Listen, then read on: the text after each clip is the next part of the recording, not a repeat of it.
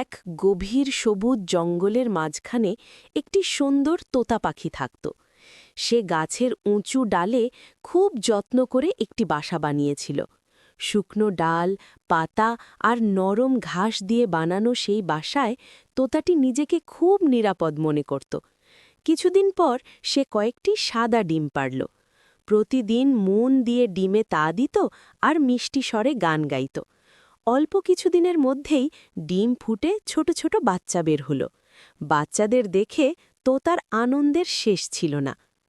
কিন্তু একদিন হঠাৎ আকাশ কালো হয়ে গেল। জঙ্গলে ভয়ঙ্কর ঝড় শুরু হল। তীব্র বাতাস আর ভারী বৃষ্টিতে গাছ দুলতে লাগল। হঠাৎ ঝড়ের আঘাতে তোতার বাসাটি ভেঙে নিচে পড়ে গেল। তোতা পাখিটি খুব ভয় পেয়ে গেল, কিন্তু সাহস হারাল না। সে দ্রুত বাচ্চাদের নিরাপদ জায়গায় নিয়ে গেল।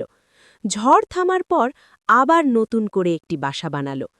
কষ্ট হলেও তোতা বুঝল, ধৈর্য আর সাহস থাকলে সব বিপদ জয় করা যায়।